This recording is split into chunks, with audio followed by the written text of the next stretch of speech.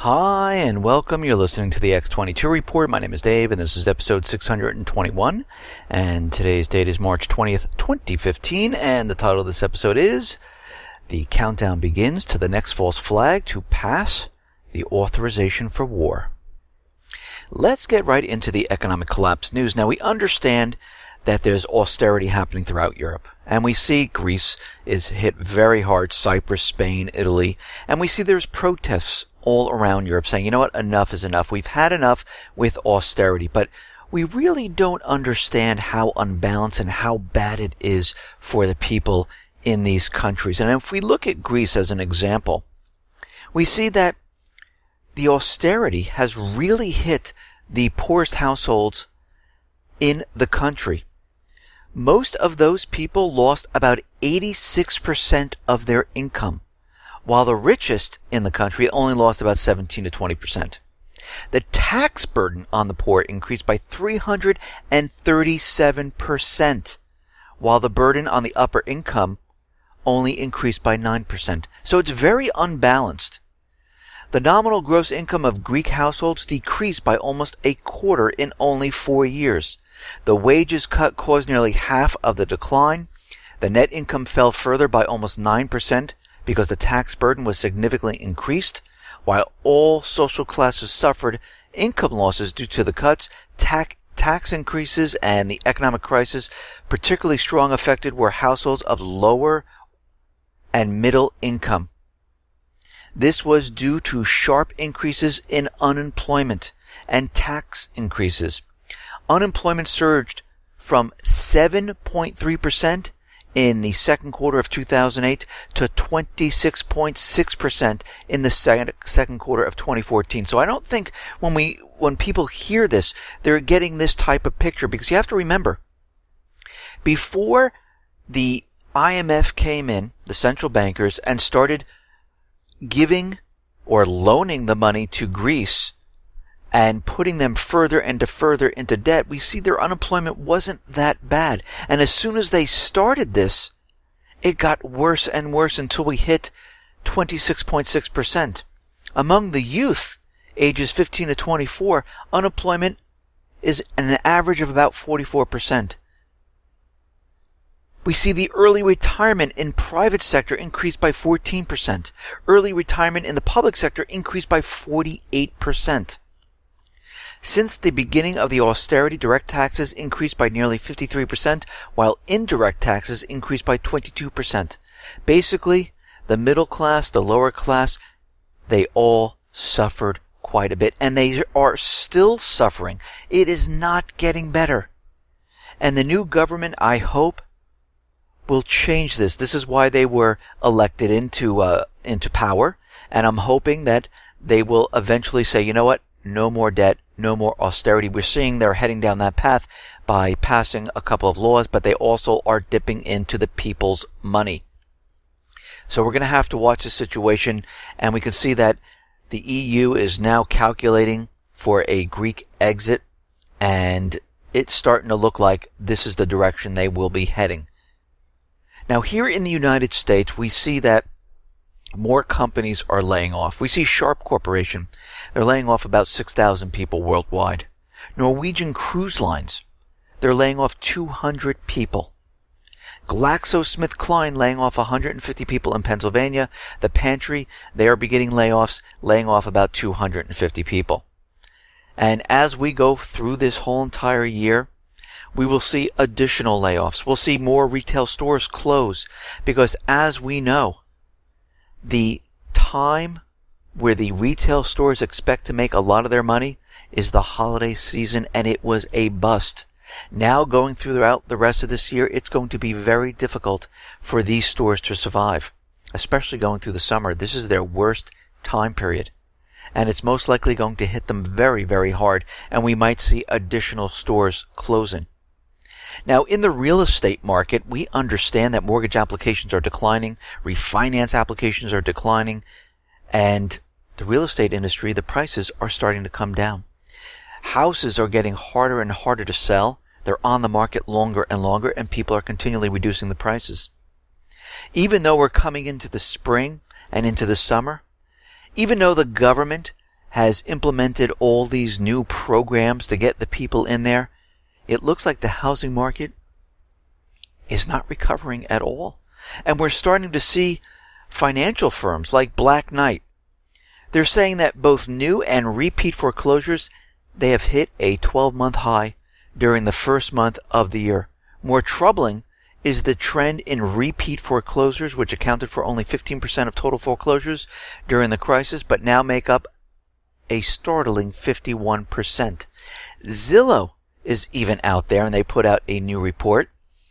And this report from Zillow seems to offer further evidence that the U.S. housing market may not be the picture of health after all. The percentage of homeowners underwater in the United States was flat from Q3 to Q4, which doesn't sound all that terrible until you consider that this figure had fallen for 10 consecutive quarters. Things look particularly bad in many different states, especially Florida and the Midwest, where Zillow notes that 25% of borrowers are sitting in a negative equity position. So they bought very high prior to 2008. The prices came down. We saw the prices were being pushed up artificially, and they never reached that point again. So the people have a mortgage, let's use an example of $600,000 for a home. The prices came down. Now the house is only worth $500,000, $450,000. And prices are starting to fall once again. So they are underwater. And we can see right now, by looking at this, Zillow is saying that, well, we've entered a new era in the housing market. The era of underwater homeowner. Even better, the report goes on to note that in a number of cases, borrowers will likely be in negative equity forever. Because, again, this is not a real estate recovery. This is an artificial recovery where the Fed stepped in, where the government created programs, where they gave the free money to investment funds, hedge funds. Foreigners were coming in and paying in cash instead of the American people taking out mortgages. They purchased all of these homes in cash. They were told, do not sell. If you can rent them, but hold on to them.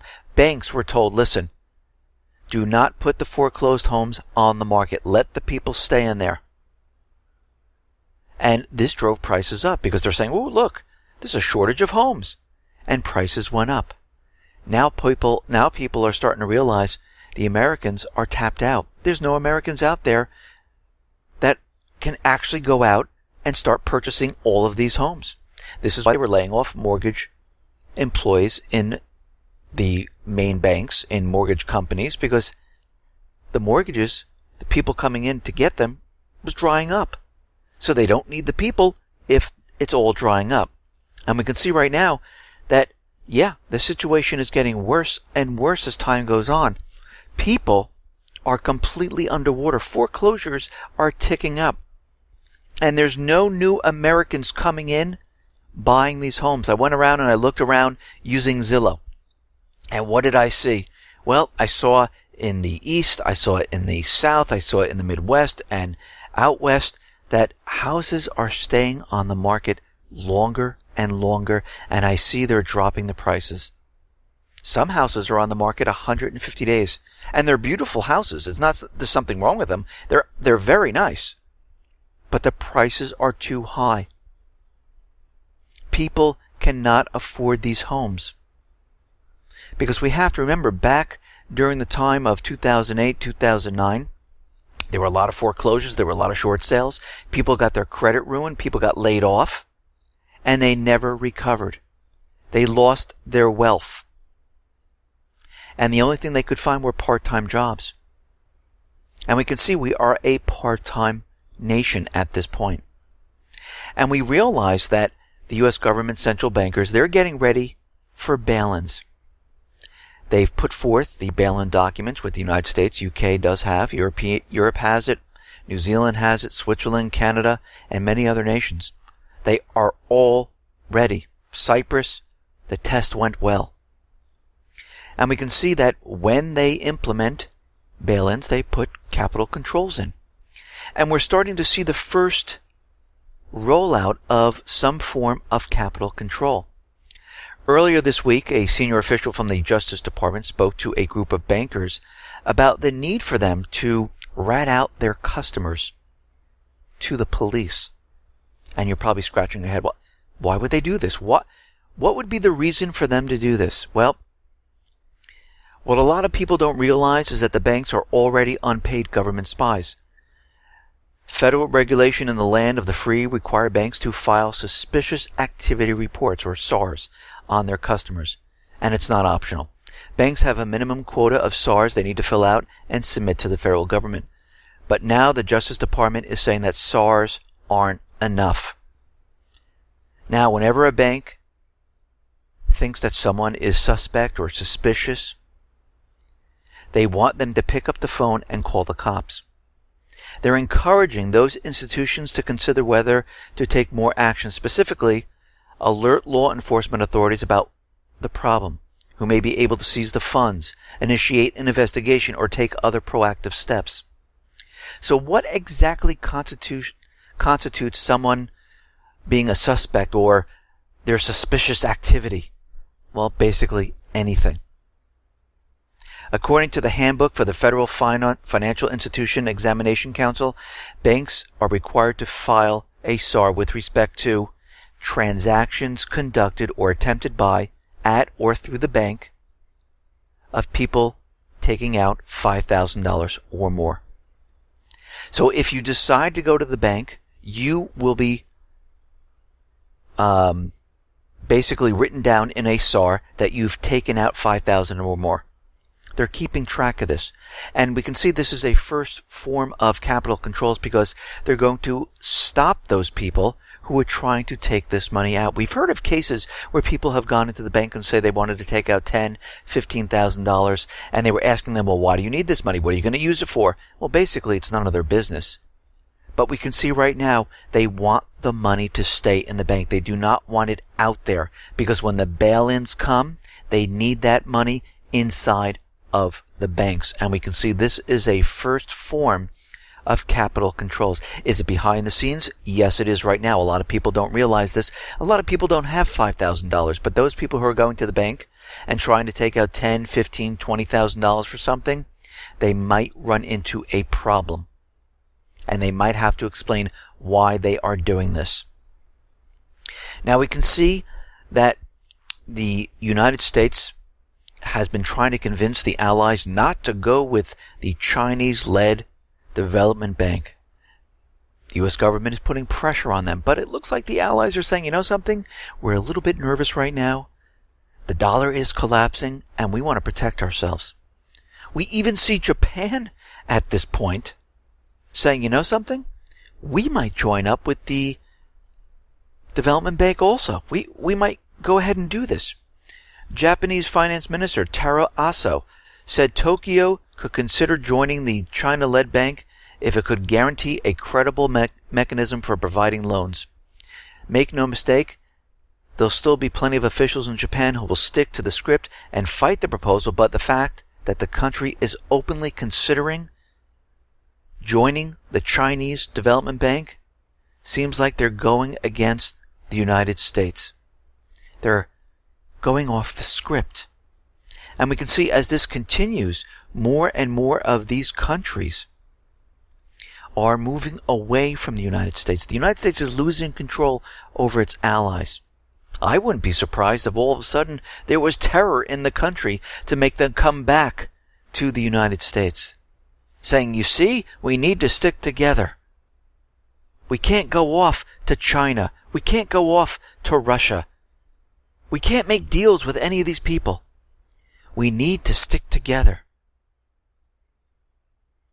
Now, we understand the United States and the EU were trying to get Russia off the SWIFT system to teach them a lesson of not to interfere with coups d'etats. That's basically what it's all about. Don't interfere what we're doing, and we want control of your private Western Central Bank. Because as we know, Putin stepped in, and he controls the bank.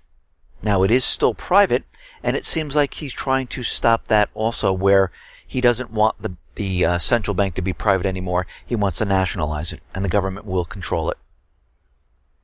Because, of course, what he's thinking is, even though he's telling the private Western central bank what to do, it is still private, and they're most likely taking orders from the Western central bank system to try to help bring down the Russian economy. And he realizes this. And this is why Russia went out and started their own payment system. China went out and started their own payment system because they see the writing on the wall. They know exactly what the U.S. government central bankers are planning to do. And they're trying to separate themselves because when war starts, they want to be self-contained. And the United States and European Union don't consider it possible to bar Russia from the SWIFT international banking system because it can cause serious damage to Western companies and to companies in Europe. Yes, it will destroy them because, as we've said in the past, all these sanctions and everything that Europe is doing and the United States is doing is going to have a boomerang effect. We see it in Europe right now with the agricultural ban that Russia placed on Europe and the United States. It is hurting the farmers. They are losing billions upon billions of dollars. And this is why SWIFT said, you know something? Yeah, we're going to lose a lot of money if we do this. We can't go along with this. And this is why they gave Russia a seat on the SWIFT system. But again, will this stop the United States government central bankers? No, it will not. They will continually provoke war. They will not stop. We see Edward Snowden is out there. And as we know, he is the one that broke all this wide open and showed us that the NSA, FBI, DHS, they're spying on the people not for terrorists. They're spying on the people to understand what each person is doing. They're spying on every single person to see what you're purchasing, who you're talking with. But it's never enough. They can't get all the information. So basically what they want is more devices, more things to spy on you. And Edward Snowden, who appeared in a video from Moscow at the trade conference in Hanover, Germany, has warned IT specialists that they are the target of government surveillance. They are looking for people who are in this room right now, he said. You are their target, not because you're a terrorist, but because you have access to systems. You have access to the private records of people. And these are the things they want. This is why they're trying to push CISA or CISPA through. Because this allows the NSA, the FBI, DHS, to get the private information from the corporations. And it removes the corporations from any liability. So if something should happen to that information, the corporations are not responsible. But they want to know what you are doing. And they figured the best way to do this is to get this from every single corporation. It's much easier to do that, to have the corporations just hand over your information, than trying to build backdoors into every single system. And this is exactly what they're doing at this point. Now we understand that the FBI, TSA, DHS have been implementing the facial recognition system that's going up to a central database. It is online. And this way they can record everyone and they know who everyone is and keep track of them. And we can see that as of right now, the ACLU is now suing the TSA. The American Civil Liberties Union has filed a complaint with the TSA about the controversial airport security practice known as behavioral detection, which they say is ineffective. The TSA uses the so-called behavioral detection system as part of its screening passengers by observing how they behave. Basically, they have special trained officers that look out for suspicious passengers who are then sent for further screening. The TSA has never said what kind of suspicious behavior they're looking for, but critics say things like fidgeting, sweating, looking very nervous, eye movement, basically triggers it. Now, we know a lot of people that fly are very nervous. Some are on medication to calm themselves down. And this is no way in the world going to work. Because if you look at everyone is always very nervous when they get on a plane. Many people are. And I know a couple of people that take medication to calm themselves down. And basically all they're doing is bringing more and more people to be searched, to have their rights violated. And this doesn't work because, as we can see throughout all these years, they have never, ever stopped a terrorist. Actually, if there's a real terrorist and a real threat, these people are completely trained not to fidget, not to sweat, not to look suspicious. They blend right in. This is how it works. They don't just send someone out there and they're sweating profusely, looking around, am I going to get caught? That's not how it is. All of this is to keep the people controlled and scared, to keep them in fear. That is it. That's all they're doing. And we can see all the countries throughout Europe right now because of the terrorist attack in Australia, Canada, France, Belgium, you name it. They are all doing the same thing, keeping the fear level high. And we see now that Germany is also jumping on the bandwagon. The German Interior Ministry is planning to create a federal police unit that will be specifically trained to counter terrorist attacks nationwide. The new elite unit, dubbed GSG 4.5, will serve as a bridge between the federal police force and its special unit GSG 9. The decision was taken in the wake of all the terrorist attacks that occurred in Paris, in Copenhagen, and they're doing the same exact thing. Because they realize when they look around, it's not about terrorism. It's about keeping control of the people, controlling the riots that will occur when this system comes tumbling down. Now, we understand that the United States needs to go wherever China or Russia are, because basically these countries and the United States are looking for the natural resources. And we can see China has been helping a lot of the African countries to build up their infrastructure, build hospitals, highways, schools, and they're making deals saying, listen, if we help you with this, will you mind if we go ahead and drill and help you with the natural resources in the country? And they go, okay, that sounds fair. Now, the United States does it a little bit differently. They come in with the military, they stage a terrorist attack, and then all of a sudden, the U.S. says, hey, we'll help you out and investigate what happened there. Military soldiers come into that country, and all of a sudden, civil wars break out. China or Russia is on one side, and we see the United States on another. I mean, this has happened in South Sudan.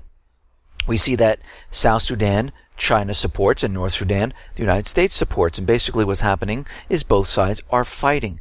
And China has been involved, and they've been helping with their natural resources, helping the country. And we can see that China has been protecting their investment. And China has supplied South Sudan with Chinese-made anti-aircraft weapons to protect its oil fields. And we can see this is not the only country this is happening. In Nigeria, China and Nigeria have a very close relationship. All of a sudden, Boko Haram came out of nowhere. They were stealing all these girls. Hey, whatever happened to that? Then they were kidnapping, I should say, hundreds of boys. Then they were bombing colleges. Now they joined up with the Islamic State. And Nigeria resisted the United States coming into the country. China is their friend. They've been helping, and they do not want the United States there. But all of a sudden, what do we see?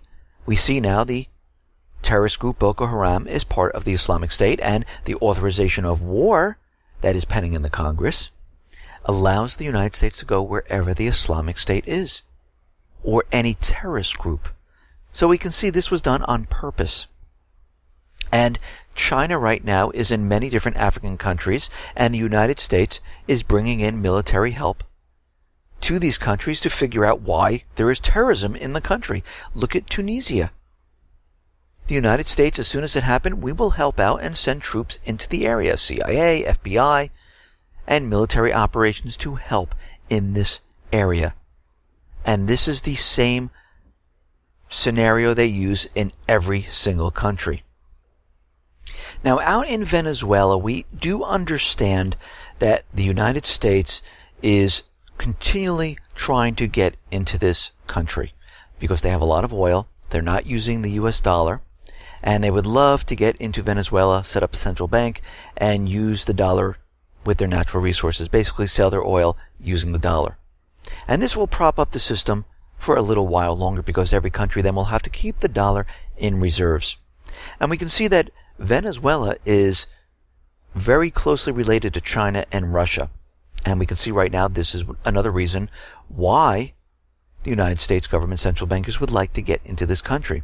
And we can see that China is giving them a $5 billion loan to help them out, because as the United States government central bankers, Saudi Arabia, and the other nations continually suppress oil, it is hurting Venezuela, Brazil, Argentina, and the United States and other countries.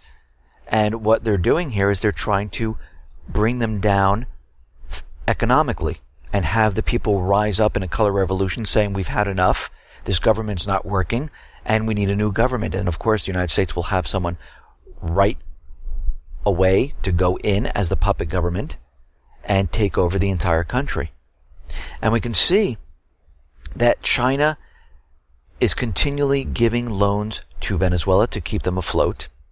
And basically, they have given two $5 billion loans. And basically, one of them was signed this month and will be destined for wide-ranging projects in the OPEC country. The other separate $5 billion loan is set to be clinched in June and will likely stipulate contracting Chinese companies to boost production in the oil fields. So is this why Venezuela is on the U.S. national security threat list at this point? Because China is making a deal in Venezuela to help them with their natural resources. And guess what? When they sell them, not on the U.S. dollar. And we see this all throughout Africa, now in South America. Again, wherever China is and Russia are, this is where the United States wants to be. And they will use military force to get into this. And basically, if you really look at it, World War III has actually really started. I mean, in Sudan, the United States is actually fighting China.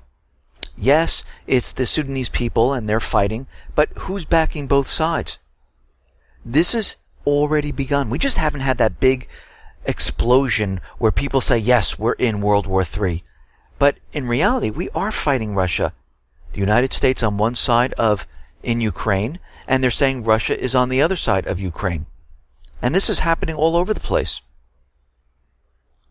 I mean, look at Syria. The United States is coming into Syria, backing the Islamic State, the Free Syrian Army, and Russia is on the other side, and China is on the other side.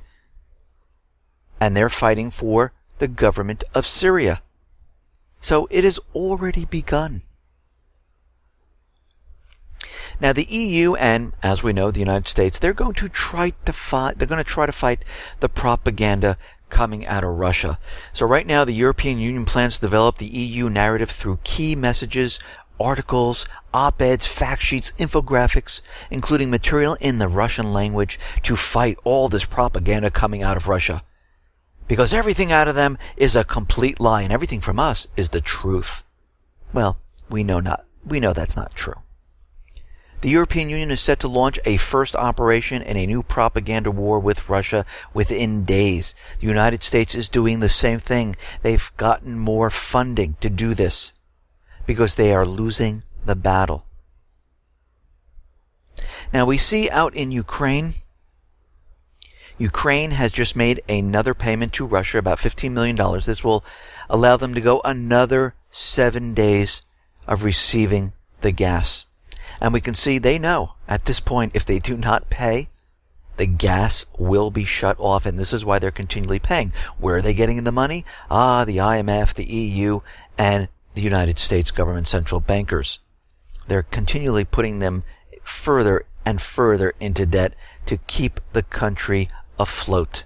But eventually what will happen is they will have so much debt, it will not be, they won't be able to sustain it. And the people are going to suffer. They're already suffering. And then all of a sudden we'll see austerity. It has already started, but it will expand as time goes on. Now we see a lot of talk that the EU sanctions will be linked to the Minsk agreement. And if Russia doesn't abide by, or the southeastern people do not abide by the Minsk agreement, sanctions will be placed on them. And this is very one-sided if you really think about it. What if, and I'm just saying Kiev decided not to conform to the Minsk agreement. What is the penalty or punishment? If you notice, there is none. So it's very one-sided. If the southeastern people or Russia deviate from the Minsk agreement, they are punished. If Kiev doesn't go along with the Minsk agreement, which they are not, nothing happens. Well, if this was equal, both should get a punishment for not going along with the peace agreement. But as you can see, everyone, and I'm saying the EU, United States government central bankers, are behind Kiev. And they don't want the Minsk agreement. That's why there's no punishment or penalty. They want the war. They're pushing war. They want what they paid for, the southeastern portion of Ukraine and Crimea. And they will not give up.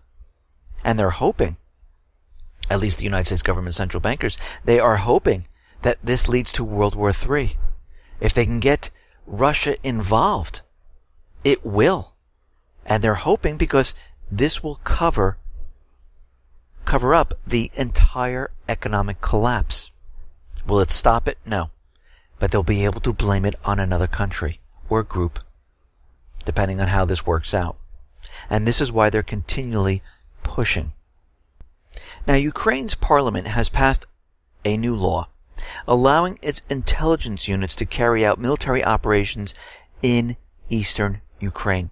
Now, if Poroshenko signs the law, it would allow special services to infiltrate and operate in the self-proclaimed Donetsk and Lugansk republics. So we can see what they're doing here right now. They're getting ready to have infiltrators inside of these areas to provoke the Donetsk-Lugansk area and to have people in the inside. We see that Kiev has blown up a bridge between them and Lugansk. And they said, yes, we've done this intentionally, because this will now keep the Lugansk people in their area, because we were nervous about them coming over the bridge and attacking us. So basically, what are they doing? They're containing the areas. They don't want them traveling outside of their areas. We see that Ukraine's Lugansk Republic says it won't give in to Kiev's provocation. And again, this is what Kiev is trying to do. It's trying to force Lugansk to do something. We blow up your bridge. Come on, attack us. Do something. We've just contained you. But the self-proclaimed Lugansk people saying, listen, we're not going to be provoked to do something. We're going to stick to the Minsk agreement.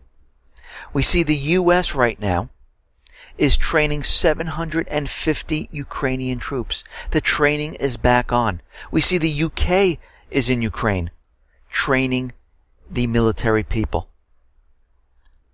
I mean, this news came after the phone call between Vice President Joe Biden and President Poroshenko. And basically, they decided, you know what? Let's go ahead. Let's go ahead and start training the people. And training is going to begin in April. So they're moving forward with this. This is not peace. They're pushing war. We see the United States is inside Ukraine also training a special police force. Kiev is working with Washington to create a unified special police force. The force is to be called CORD. Following its American counterpart, CORD will consist of assault teams that execute high-risk police actions with a 15 to 20-minute response time. The creation of U.S.-trained police teams in Ukraine makes it clear that Kiev is preparing to suppress popular opposition to its right-wing austerity program and the brutal war the government is waging in the country's southeast. And you have to remember, most of the people in Ukraine are not for this. They do not want to go to war. They've taken polls, and they're not for Yatsenyuk or Poroshenko. And these men were placed in there by the United States government central bankers after the coup d'etat. Yes, it seemed like Poroshenko was voted in, but no, he was not. And we can see that the United States has allocated $26 million for the restructuring of this special police force. The American police are to share with their Ukrainian counterparts their rich experience in quelling civil disorder and suppressing political dissent. We need to keep an eye on this, because when we see these police forces go out there and start beating up people and shooting people, we can expect this here in the United States. Oh wait, we have been seeing this all over the place. So this is the example that they don't want people rising up. They don't want people saying, listen, we don't agree with this government.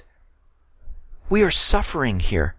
Basically what they're doing is, like any dictator, is pushing the people and pushing them down and controlling them. And we're seeing the same thing here in the United States, but it's going to be 10 times worse in Ukraine. And eventually that will translate to here in the United States. Russia's OSCE envoy says Kiev is reluctant to enter political settlement dialogue with the southeastern people. They don't want to do it. They don't want us to talk and have a dialogue. Well, that's because they're ready for war. They don't want to adhere to the Minsk agreement. That's meaningless to them. And you can see from everything that we've been seeing that they are preparing and getting ready for a major, major offensive against the southeastern region and Crimea. This has been building up. And they're doing whatever they possibly can to skirt around and stall in following the Minsk agreement. They're not going to do it. They're going to use some type of false flag event to convince the world that the southeastern people, including Russia, either bombed, fired upon, or did something, and this is why the Minsk agreement is completely off. And we're going to have to watch this very closely, because I believe that is coming very, very soon. Now, General Petraeus is out there, and he's saying there is a bigger threat than the Islamic State. It's Iran, inside Iraq. Because right now, Iran is helping Iraq fight the Islamic State. And what they're worried about is that these other countries are coming in without the permission of the United States, and they might find out that the Islamic State is not a terrorist organization. It's a proxy army of the United States government, central bankers, UK, Israel, and other nations. And this is why they're very nervous in letting in Russia to help out with the situation, China to help out with the situation, and Syria. If you really think about it, it's their tight little knit group of the coalition forces that are all doing the same thing, trying to get Assad out of power. And they're very nervous about outsiders coming in and exposing them. We see the United States is making the claim that the Islamic State now has drones, and they shot one down. I think they're building up for a no-fly zone, because Syria shot down one of their drones, and they've already given them a warning. Now the United States is saying, yes, we shot down the Islamic State drone. It was a handheld one, but we should have a no-fly zone over the entire region. This is what they've been pushing for. And it seems like they're continually using this to get the no-fly zone. Now, there is more evidence that the United States is talking to the Islamic State. And we see that a commander of Iraq's popular forces disclosed wiretappings of the Islamic State communications, and they have confirmed that, yes, the U.S. planes have been airdropping food and arms supplies for the Takfiri terrorists. The wiretap, the Islamic State communications by Iraqi popular forces, have revealed that the U.S. planes have been dropping weapons and foodstuff for the Islamic State. Commander of the Iraq's Ali Akbar battalion said that on Wednesday he noted that tapping the Islamic State communication disclosed the terrorist group's regular contacts with the U.S. Army. They exchanged sentences like they would have a share of the ammunition drop near, or responses such as, you'll also receive your share. And we can see, and as we know, this has been going on and on, where the Iraqi government is spotting U.S. planes, UK planes, helicopters dropping these supplies. Now they have a wiretap which shows that, yes, This is the proxy army of the United States government central bankers. This is not a terrorist group. They are using this to keep everyone in fear. They're using this to get into Syria. They're using this to take control of the entire Middle East because they are losing control of their puppet governments. They're being thrown out and the people are rising up. This is what they are doing. And right now what they're planning on is having some type of false flag to push the authorization for war through, because right now it's dead in the Congress. And we can see now that there was a Yemen mosque bombing. The Islamic State is taking credit for that, where 77 people have died. We're getting reports now that the Islamic State will spread to Europe if Libya's threat is not stopped. We see that the gunmen in Tunisia, guess where they were trained? They were trained in Libya by the Islamic State. Of course, this is all propaganda. Because as we know, what they're trying to do is build the case of why the United States government needs to pass the authorization for war. Because that gives them the ability to go into Libya. Because again, the people in Libya are selling the oil, not using the dollar. They cannot let this happen. We also know they want to get into all those countries that China and Russia are in that have huge amounts of natural resources. And they're trying to do this also. Nigeria, many of the African nations, Venezuela. You'll see the Islamic State pop up there. We see they want to get into Syria, and they need to take control of Iraq and Lebanon. This is all being done on purpose, and we see that Saudi Arabia and Djibouti, their embassies are closed because of security threats, and they are building up for the next false flag. I wouldn't be surprised if it comes the next couple of weeks. If all of a sudden we see something major happen in that area. I mean, it might be a multiple false flag to really push this through, because one other little false flag might not do it. But a multiple of them might push Congress into saying, you know something, this is getting out of hand. We better pass this authorization for war because the Islamic State is spreading, especially if they can do some type of false flag in Europe or the United States. This would definitely push Congress into doing it. And I believe this is coming very, very soon, because otherwise, without this authorization of war, they can't do anything with these countries at this time. They're stuck. And this is all they have at this point. Listen, everyone, thanks a lot for listening. Be well, be safe, and especially be prepared. Thanks a lot.